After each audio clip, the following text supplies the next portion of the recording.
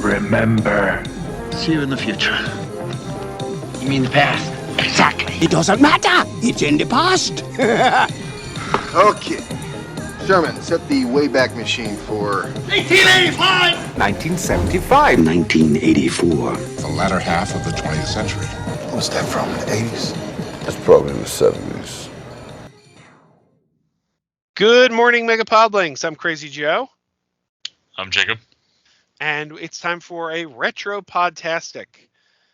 We're going to do a Retropodtastic on Night of the Living Dead, the original 1968 Night of the Living Dead, which, for those of you who were listening to the podcast a week or two ago, Jacob has never seen Night of the Living Dead, and I have seen the original, but I've never seen the remake. So we thought it would be a neat idea to do a Retropodtastic on both. So Jacob has seen a version that he's never seen. He's seen the two versions he's never seen before. I'm seeing one version I've never seen before. So this week we're going to talk about the original 1968 Night of the Living Dead. And I'll tell you, this is a movie that I didn't see till the 90s. I was born in 1976. But I made it for about 20 years without seeing Night of the Living Dead, probably more than 20 years. And then I started working in a comic book store with a guy named John Tattarelli. If you're watching, John, love you, big guy. And he does watch sometimes. I don't know if he watches all the time, but he does watch sometimes. So, John, you might be watching. But this guy, John, was a horror fanatic, and he loved George Romero-style zombies. And he's like, you have to watch the George Romero trilogy, Night of the Living Dead, Dawn of the Dead, and Day of the Dead, which I'd never seen any of them. And I watched them on John's Say So, and I'm a fan, man. I'm a fan. At that time, there were only 3. There's now 6 movies in this franchise, because in the time since then, George Romero came back and made Land of the Dead, Diary of the Dead, and Survival of the Dead. And I think 5 out of 6 of them are great. Then Survival of the Dead is a big piece of garbage. But the first 5, great. So I guess what did you think of Night of the Living Dead? First of all, it's something you hadn't seen before, but it's certainly I'm imagining as a horror fan, it's something that's been on your radar because it's so famous. I'm guessing you probably had some awareness of it before now. Well, not only that, Joe, but if you remember, I watched the horrid excuse of a animated remake, and I actually, unfortunately, had to watch that first. Not had to. I ended up watching that first. I watched that. The finest animation in Guadalajara. Yeah. So I watched that about 2 weeks ago, and having watched that and kind of knowing now, having watched that, it is almost like a shot-for-shot remake. Like, now that I've watched the original, it is almost a shot-for-shot remake, but there is an intense... They just randomly added gore, which okay, on the animated, but really it didn't take away anything from the original. You know, I enjoyed Night of the Living Dead. Like you said, as a horror fan, it's always been on my radar. You always hear about it. You know, you'd be hard-pressed to walk into a store or fire up a streaming service and not see it, because it is public domain. This thing is everywhere, which we talked about. But yeah, I liked it. I enjoyed it. I'm glad I watched it. It's a 60s movie, is in black and white, so I'm probably never going to watch it again. But that being said, I enjoyed it. I liked having watched it. Now, the Night of the Living Dead, or Night of the Animated Dead kind of gave me like a roadmap. So I was able to follow it more, even if I had to, go get a glass of water, whatever I had to do, where I was like, oh yeah, then this is going to happen, and then this is going to happen. And it was so similar. Like, I really question the purpose of Night of the Animated Dead now, because it's the exact same thing. Like, there was no creativity at all in it. And but we're not talking about that. We're talking about Night of the Living Dead. And yeah, I enjoyed it. I had a good time with it. So it is basically the movie that started the zombie genre. Like everything zombie from The Walking Dead to Shaun of the Dead really owes its existence to Night of the Living Dead. And I'll tell you, rewatching it again, and I've seen the movie several times since the 90s. Man, Judith O'Dea is a terrible actress. That's the first thing I got to say is Judith O'Dea. I don't know if in my previous viewings I was conscious of how bad she was. I might have just chalked it up. She was Barbara. Okay, so is Barbara the lead? The lead girl. We got to go back for Johnny. Yeah. Johnny is out there. That's one of my notes. I only had 2 notes on things I either hated or enjoyed, and that's one of my notes. I don't know what it is in previous viewings. Maybe I just chalked it up to, well, it's an old low-budget movie. Of course, It's not going to have the best actors. He's going to use a struggling filmmaker, trying to, put a movie together. He's going to use what he has available. And he's not going to have an Oscar winner, knocking down his door to be in this movie. Right. The other actors are fine. Some of them are, okay. Some of them are good. I think Ben, the lead man, Ben, he's good. I like him in the role. I'm forgetting his name now. Was it Mr. Cooper? We gotta get to the cellar. Yeah. He's very much in the mid-range. He's fairly mediocre. But man, Judith O'Dea is terrible. Yes. But this movie, I think it holds up. I think it really holds up. The black and white, to me, adds something to it. I don't know what it is. There's like a grittiness to it about having it in black and white. And obviously, these kind of movies work in color too, because Dawn of the Dead, the sequel, is probably more popular than the original, and that's a color film. Mm-hmm. But this movie, it almost is like an intermediary movie. Like, usually we watch a black and white movie like a Dracula, a Frankenstein, and this movie feels much more modern, but the black and white still kind of grounds it in that kind of classic era. So I don't know. It's I like the black and white. But yeah, no, this movie, it holds up, I think. Now, you and I we were talking about I told you last week there was a 30th anniversary version that added new footage. But it was done in black and white and reinserted into the movie. I went and found some of that footage on YouTube, and it's garbage. It is absolute garbage. It's not even done on the same film stock. Like, it's like it looks like you went out with your like digital camera and shot in black and white, and then spliced it into an old movie. Yeah, one of my own whole movies or something. Yeah. That's what, yeah. So I mentioned I had 2 notes. So one of them was like how legitimately annoying Barbara was, when she goes through her when she loses her mind. In a lot of those scenes, I was like, it wasn't like, oh, she's lost her mind and I feel bad for her. It was just like, shut up, this is horrid. Like it's maybe the shrillness of the voice or something, but. Wasn't a big fan of that. One of the things I did like, though, and it stuck out to me, was the radio broadcast. So them explaining zombies without using the word zombies. You know what I mean? Like, they went into great detail to, like, they used the term like reanimated or brought back to life and consume, and I was really like, this must have been kind of the first zombie movie, you know what I mean? And not to say the guy created zombies, maybe he did, I don't know, but it wasn't as mainstream, right? I mean, he was literally describing like people had never heard the term zombie before, like flesh-eating human beings. They were coming back to life. I thought that was really great. It was very colorful in the way he described it, but very specific as well. Like, you won't have time to prepare their funeral, like drag them to the road and light them on fire. You know what I mean?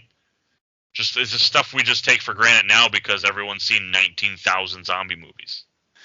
There's a line in the movie I love where the newscaster, the TV newscaster, is interviewing. They're going out hunting the zombies, and he's interviewing the one guy, and he's like, "Yeah, you got to shoot him in the head. Shoot him in the head. You can set him on fire." He's telling you all the ways to kill the the zombie, and he says something like, "Yeah, they're dead. They're all messed up." I don't know that line. They're dead. They're all. It makes me laugh every time I watch the movie. It was a fun time. Now we're watching. Which one are we watching next week? It's a sequel or a remake? It's the remake. The 1990 version we're going to watch now, which I've never seen, and it was directed by Tom Savini, who did the makeup effects for the sequel, Dawn of the Dead, and the original Friday the 13th, and many other movies over the years. Sure. So he was kind of a makeup guru, and he directs this remake, which I've never watched, but the cast is pretty solid. The role of Ben that we had in the original film, I believe, if I'm not mistaken, that it's Tony Todd, the Candyman himself, playing the role in the remake. So I don't know. We shall see. It's going to be a new one for me as well. Right on. I tell you, between this and the remake, maybe I should watch you make the. I should make you watch the animated remake. I should make you watch that. Sit through that awfulness. Oh my god! I tell you, it was because I watched that first. I was like, yeah, this is a really cool premise. Like, I liked it, and now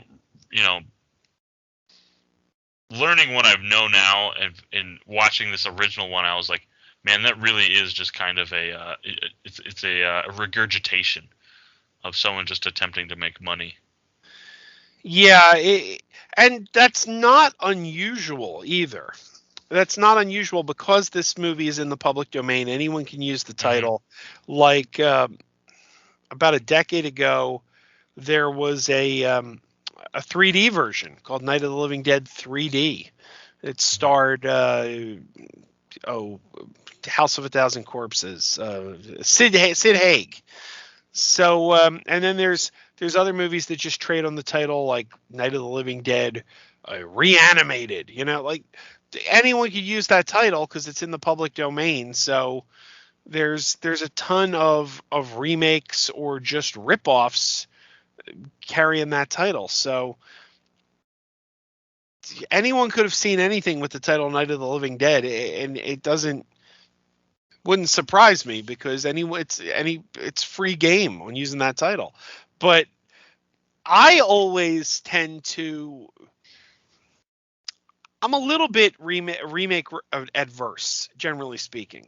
Which doesn't mean there's not some good remakes. Obviously, The Fly was a good remake. The Ocean's 11 with George Clooney was a good remake. There's good remakes out there, but I'm always skeptical of remakes. So I've never bothered to see the Night of the Living Dead 1990 because I just was like, oh well, I got the original. Why do I need to see that? But I'm curious now. We've been talking about, after we talked about Night of the Animated Dead, it's like, well, I want to see the legit remake, the remake that George Romero gave his blessing to and was a producer on and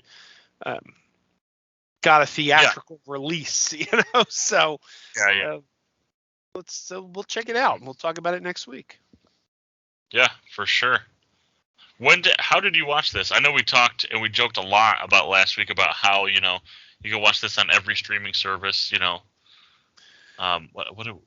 Discover Plus and all of the.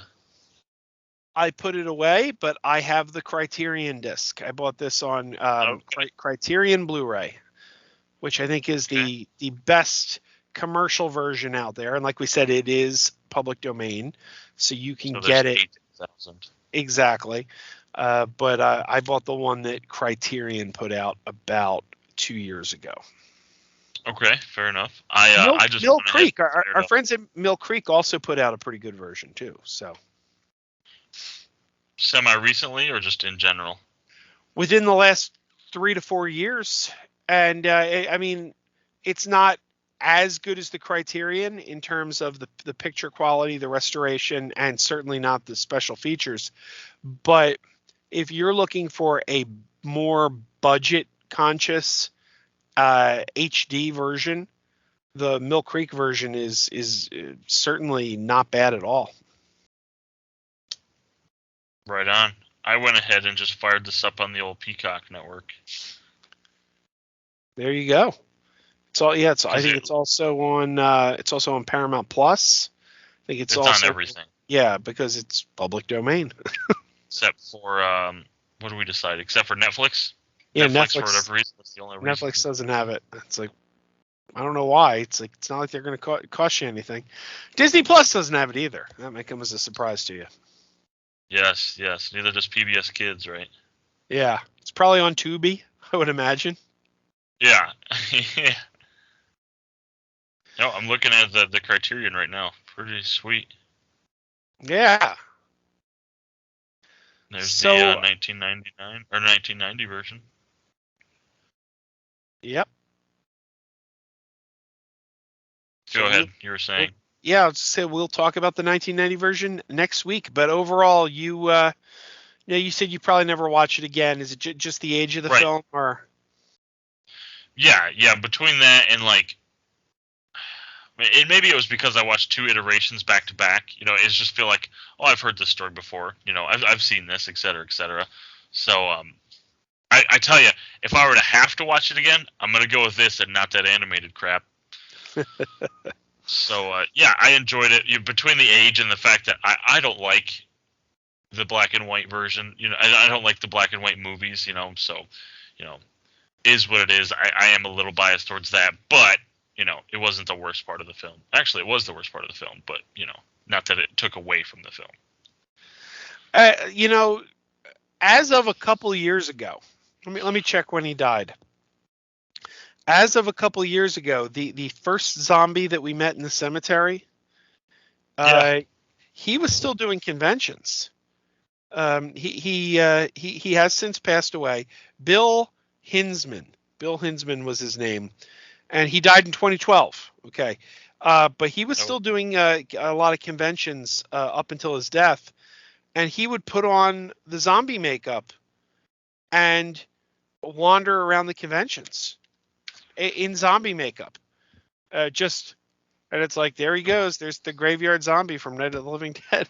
I saw him several times at Monster Mania conventions, just wandering around in the dealer's room, acting like a zombie in the makeup. And I'm like, there's a guy who knows what made him famous and is more than happy to lean into it.